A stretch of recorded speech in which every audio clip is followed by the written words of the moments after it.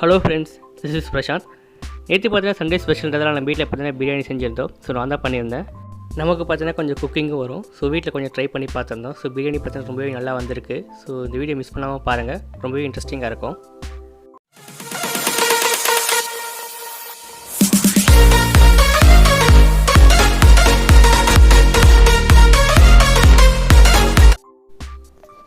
குக்கரில் இப்போ நம்ம ஆயில் சேர்த்துக்கலாம். ஆயில் வந்து தேவையான அளவு நீங்கள் சேர்த்துக்குங்க. பட் பிரியாணிக்கு கொஞ்சம் ஆயில் எக்ஸ்ட்ரா இருந்தால் தான் கொஞ்சம் நல்லாயிருக்கும்.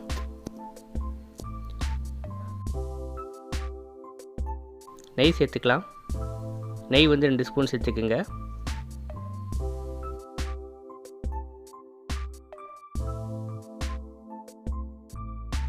எண்ணெய் நல்லா காஞ்சிச்சு. இப்போ வந்து நம்ம பட்டை, லவங்கம், கிராம்பு இதெல்லாம் நம்ம சேர்த்துக்கலாம்.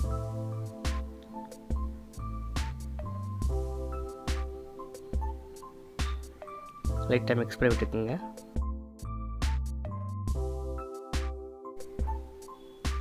இப்போ நம்ம வெங்காயம் ஆட் பண்ணிக்கலாம். இப்போ நான் பார்த்தீங்கன்னா 4 வெங்காயம் பார்த்தீங்கன்னா நல்லா வந்து நீட்டாக அரிஞ்சு வச்சுருக்கேன். ஸோ இது நம்ம ஆட் பண்ணிக்கலாம். இப்போது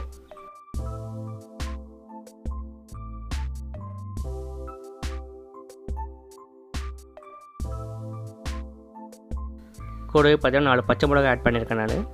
உங்களுக்கு காரம் எவ்வளோ வேணுமோ நீங்கள் அந்தளவுக்கு ஆட் பண்ணிக்கோங்க. நல்லா மிக்ஸ் பண்ணி விட்டுக்கலாம். நல்லா பொன்னிறமாக வர வரைக்கும் நம்ம வந்துட்டு நல்லா வதக்கி விட்டுக்கலாம்.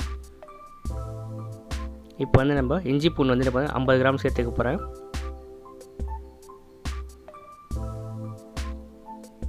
இஞ்சி பூண்டு பேஸ்ட் போட்டு நம்ம நல்லா வந்து மிக்ஸ் பண்ணிக்கலாம். இங்கே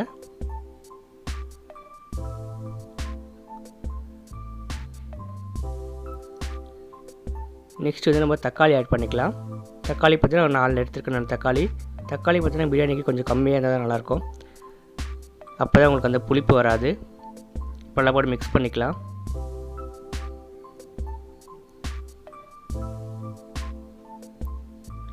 இப்போ வந்து நம்ம வந்து கொஞ்சம் உப்பு சேர்த்துக்கலாம்.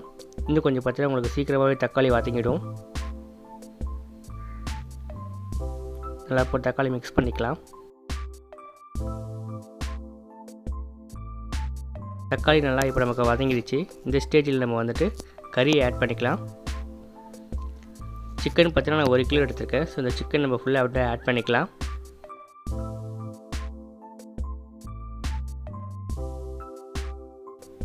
சிக்கன் நல்லா பெருசு பெருசாக இருந்தால் உங்களுக்கு பிரியாணிக்கு நல்லாயிருக்கும். ஸோ அதனால் பெருசு பெருசாக வெட்டி எடுத்துருக்கேன் நான். ஸோ நீங்கள் வந்துட்டு சிக்கன் இந்த மாதிரி வெட்டி எடுத்து வாங்கிக்கிங்க. நல்லா மிக்ஸ் பண்ணி வெட்டிக்குங்க.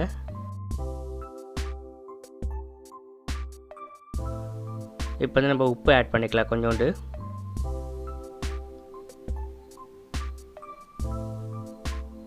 நல்லா மிக்ஸ் பண்ணிக்கலாம்.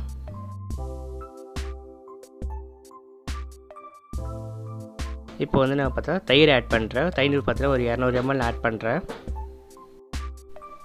தயிர் தான் பார்த்தீங்கன்னா நமக்கு கறிக்கு நமக்கு வந்து சாஃப்ட்னஸ் நல்லாவே கொடுக்குறது. பட் ரொம்பவும் போட்டக்கூடாது, நமக்கு புளிப்பாயிடும். மிக்ஸ் பண்ணி விட்டுக்கலாம். இப்போ நம்ம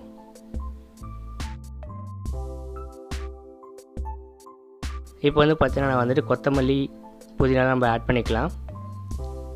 புதினா நீங்கள் கொஞ்சமாகவே ஆட் பண்ணிக்கோங்க.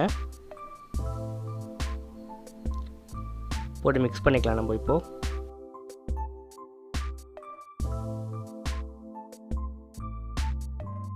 ஓகே, இப்போ நம்ம மசாலா ஆட் பண்ணிக்கலாம்.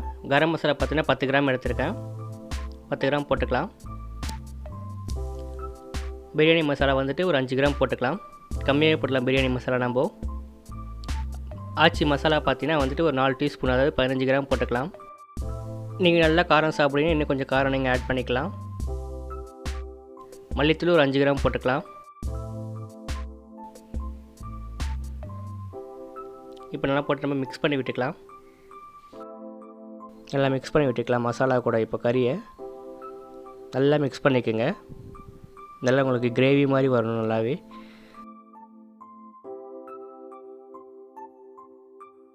இந்த ஸ்டேஜில் நம்ம வந்துட்டு பார்த்தீங்கன்னா நம்ம மூடி வச்சிடலாம் ஒரு 10 நிமிஷம். ஸோ 10 நிமிஷம் கழிச்சு ஓப்பன் பண்ணி பார்க்கலாம். ஸோ நமக்கு நல்லா வந்துட்டு பார்த்தீங்கன்னா நல்லா மிக்ஸ் ஆகிருக்கு. தண்ணியும் பார்த்தீங்கன்னா நமக்கு அந்தளவுக்கு வந்திருக்கு. நம்ம இன்னும் தண்ணியும் ஊற்றவே இல்லை. பட் ஆனால் பார்த்தீங்கன்னா நமக்கு கறியிலேருந்து தண்ணி இறங்கி நல்லாவே வந்துட்டு கிரேவியாக வந்திருக்கு நமக்கு. இப்போ வந்து நம்ம தண்ணி ஆட் பண்ணிக்கலாம். நான் பார்த்தீங்கன்னா 4 கிளாஸ் வந்து அரிசி ஊற வச்சுருக்கேன். சரி வந்து 4 கிளாஸுக்கு 8 கிளாஸ் தண்ணி ஊற்றிக்கோங்க. பாஸ்மதி ரைஸ் தான் நான் எடுத்திருக்கேன். பிரியாணிக்கு பார்த்தீங்கன்னா தண்ணி தான் ரொம்பவே இம்பார்ட்டன்ட்.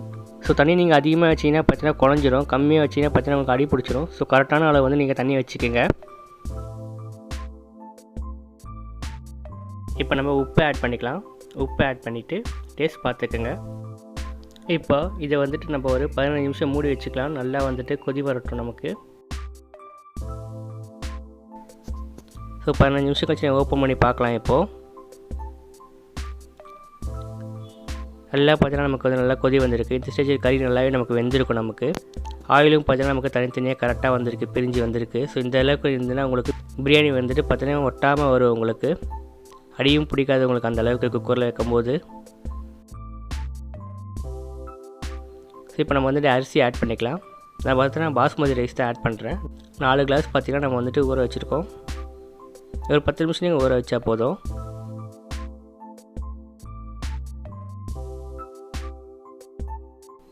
ஓகே, இப்போ மிக்ஸ் பண்ணி விட்டுக்கலாம். ரொம்ப மிக்ஸ் பண்ணக்கூடாது. இந்த ஸ்டேஜில் அரிசி போட்டு ஜஸ்ட்டு ரெண்டு கிண்டு மட்டும் தான் கிண்டணும். இல்லைன்னா பார்த்தீங்கன்னா அரிசி ரொம்ப உடஞ்சிடும் உங்களுக்கு. ஸோ அதனால் வந்துட்டு ரொம்ப மிக்ஸ் பண்ணிகிட்டே இருக்காதிங்க எப்பயுமே. இப்போ ஒரு 10 நிமிஷம் மூடி வச்சிடலாம். ஓகே, இப்போ ஓப்பன் பண்ணி பார்க்கலாம். பார்த்தீங்கன்னா நமக்கு அரிசி வந்துட்டு ஒரு 50% பார்த்தீங்கன்னா நமக்கு வெந்திருக்கும். அந்த ஸ்டேஜில் பார்த்தீங்கன்னா லைட்டாக உப்பு சேர்த்து பண்ணிக்கலாம். உப்பு நீங்கள் இந்த பார்த்து டெஸ்ட் பண்ணிக்கிங்க.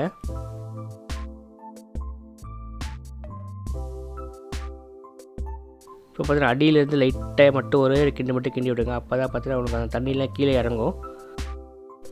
இப்படி பண்ணுறதால பார்த்தீங்கன்னா நமக்கு வந்துட்டு நமக்கு அடி பிடிக்காது. சாப்பாடு அடி பிடிக்காமல் நமக்கு வரும் நமக்கு. ஓகே, இப்போ வந்து நம்ம எலுமிச்சை பழத்தை வந்து ஒரு எலுமிச்சை பழம் நம்ம புழிஞ்சு விட்டுக்கலாம்.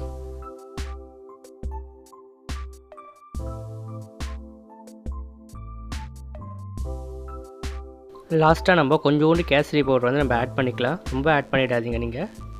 ஜஸ்ட் இந்த மாதிரி வந்துட்டு ஆட் பண்ணிக்கோங்க. கலர் போட்டு பார்த்தீங்கன்னா நம்ம வந்துட்டு அப்படியே மூடி வச்சிடலாம். மிக்ஸ்லாம் எதுவும் பண்ணாதீங்க. ஒரே ஒரு விசில் தான் இப்போ நம்ம வந்து விட போகிறோம். ஆல்ரெடி பார்த்தீங்கன்னா நமக்கு சாப்பாடு வந்து ஒரு 50% வெந்துருச்சு.